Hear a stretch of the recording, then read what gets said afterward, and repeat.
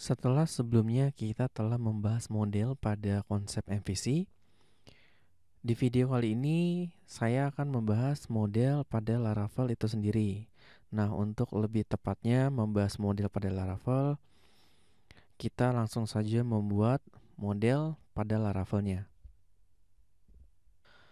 Di sini saya telah menyiapkan project Laravel 5.6. Bisa teman-teman lihat, ini masih kosong, tidak ada konfigurasi apapun. Nah, untuk membuat sebuah model, ada tahapnya. Pertama-tama, kita harus membuat table itu sendiri. Karena nama model itu merujuk kepada table yang akan kita gunakan. Nah, untuk membuat table di Laravel, kita telah disediakan fitur oleh Laravel, yaitu yang namanya migration. Nah, untuk migration nanti saya akan membahas secara lengkap pada materinya sendiri. Di video kali ini migration hanya sekilas saja untuk teman-teman mengetahuinya dan berhubungan dengan model. Kita akan membuat migrationnya terlebih dahulu. Untuk membuat migration, silakan teman-teman arahkan buka file env-nya. Lalu kita lakukan sedikit konfigurasi. Nah, silakan teman-teman buat database di phpMyAdmin. Namanya terserah teman-teman ya namanya apa. Kalau di sini saya menggunakan deals Laravel. Bisa kita lihat di sini saya telah membuat database namanya deals Laravel. Lalu kita isi di file .env-nya. Database-nya deals Laravel, username-nya root, dan password-nya saya kosong karena saya di sini menggunakan XAMPP. Oke, cukup untuk konfigurasi di file env-nya. Selanjutnya silakan teman-teman buka terminal pada laptopnya atau komputernya masing-masing. Teman-teman bisa menggunakan CMD atau Git Bash jika ada. Nah, di sini saya menggunakan karena saya menggunakan editornya Visual Code. Visual Code ini sudah mengintegrasikan terminal kita pada editor. Jadi terminalnya akan muncul di sini. Nah, intinya sama saja dibuka di CMD atau di sini. Intinya kita harus mengakses project kita terlebih dahulu. Arahkan ke projectnya, nama project saya adalah model. Ini, silakan jalankan perintah artisan yang namanya php artisan make migration. php artisan make migration. Nah, nama migrationnya apa? Create. Saya ingin membuat table kategori ya. Misalkan categorize. Nah, dibiasakan teman-teman menggunakan nama yang plural atau jamaks untuk nama sebuah table. Categorize table. Lalu aliasnya create categorize. Lalu silakan di enter. Nah, created migration, created categories table. Nah, file ini akan terbentuk pada folder database, lalu di folder migration. Nah, ini adalah file migration yang tadi kita buat. Nah, silakan di close dulu CMD-nya atau terminalnya. Nah, di sini kita bisa membuat table-table yang dibutuhkan oleh maksud saya kolom-kolom yang dibutuhkan oleh table kategori. Nah, saya menggunakan ID-nya sebagai auto increment. Lalu selanjutnya saya menggunakan string untuk kolom kategori name. Ini saya akan jelaskan lebih detail pada babnya tersendiri ya. Untuk migration di sini hanya intermezzo saja, teman-teman perhatikan dan dipraktekkan langsung. Jangan terlalu pikir yang panjang-panjang terlebih dahulu. Lalu saya rasa cukup ya. Cukup ID dan kategori name saja untuk table kategori. Lalu timestamp ini akan meng-create dua kolom. Kolom pertama adalah created at dan updated at. Semuanya bertipe timestamp. Oke. Setelah sudah, kita save. Nah, table migration yang kita buat tadi akan secara otomatis meng-create nama tabelnya apa. Nah, skema create ini akan meng-create nama tabelnya adalah categories. Oke, setelah itu buka terminalnya kembali. Lalu jalankan perintah yang namanya php artisan migrate. php artisan migrate. Jalankan. Di sini kita mendapatkan error ya teman-teman. Nah, errornya itu sendiri adalah syntax error or access violation, specified key was too long. Nah, max key length-nya adalah 767 byte. Nah, error ini adalah sebuah isu di Laravel, di mana isu ini ada sejak Laravel 5 ya.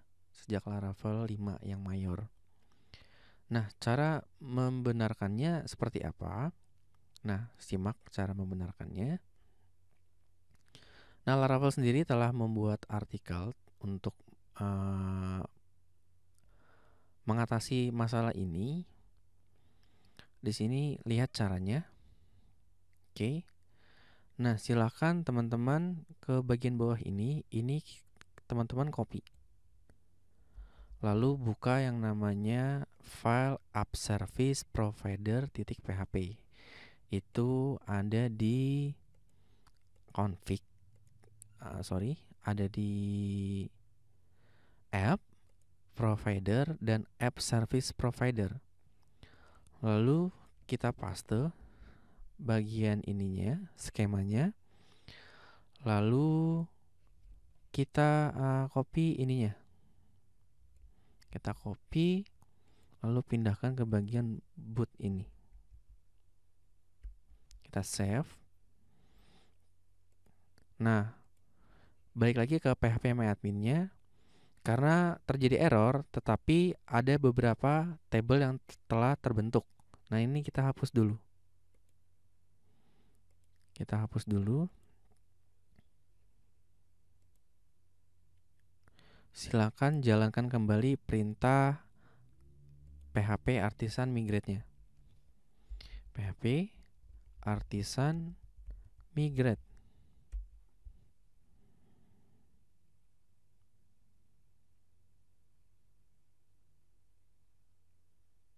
Oke, kita telah berhasil membuat migrate-nya. Silakan teman-teman cek ke php-myadmin lalu di refresh. Nah, tabel kategorisnya telah terbentuk. Ya. Ada kolom ID, kategori name, created at, dan updated at sesuai dengan yang kita buat di file migration-nya. Oke. Sekarang kita balik lagi ke model pada Laravel. Setelah kita membuat tabelnya, kita harus membuat modelnya terhadap tabel tersebut. Nah, si kategoris ini harus memiliki modelnya sendiri. Nah, perintah membuat model pada Laravel dengan cara php artisan make model. Lalu nama modelnya sama dengan nama tabelnya. Dimulai dengan huruf besar, categories. Ini harus besar ya, karena ini akan menjadi sebuah kelas. Kita enter. Oke, model created successfully. Nah, model itu ada di mana sih? Model itu ada di folder app. Nah, sejajar dengan folder yang lainnya di dalam folder app. Nah, ini adalah model dari table categorize. Lalu gunanya apa model ini? Model ini adalah sebagai jembatan kita untuk memanipulasi atau mengakses dari database itu sendiri atau table categorize. Di sini saya akan menuliskan 3 properti. Protected table,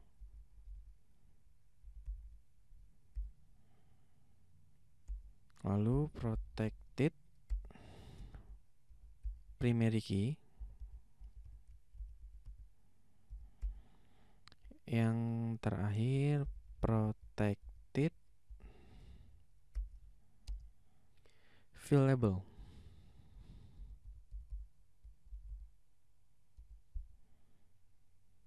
Nah, tabelnya kita isi dengan nama tabelnya, categorize, lalu primary key-nya adalah ID, lalu field label-nya ini kita isikan dengan array, kategori, name,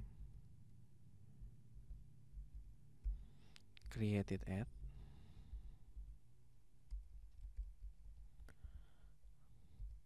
updated at.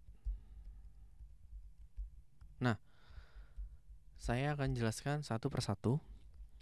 Protected table sama dengan kategoris ini berfungsi untuk memberitahu pada Laravel bahwa model ini menggunakan table yang namanya kategoris. Lalu primary key-nya adalah ID. Oke. Lalu protected variable ini apa? Protected variable ini adalah pendefinisian kolom apa saja yang mau kita tampilkan atau yang bersifatnya public. Jika kolom kita bersifatnya tidak open public atau tidak boleh diketahui oleh orang lain, jangan diisikan di sini. Nah, di sini saya isikan 3. Yang pertama adalah kategori name, yang kedua adalah created at, dan yang ketiga adalah updated at. Karena ini semua bersifat public dan orang boleh tahu, makanya saya tampilkan di sini. Oke? Nah, lalu seperti apa selanjutnya? Nah, model ini akan berhubungan dengan controller. Nah, di mana letak query-nya kalau seperti itu? Di Laravel, letak query-nya itu berada di controller. Ya, bukan di model. Nah, model ini nantinya hanya bersifat abstrak saja. Oke? Nah, di sini juga teman-teman bisa set relation table-nya untuk keperluan query relation atau query multiple table. Oke, di video selanjutnya saya akan memberikan contoh penggunaan model pada controller.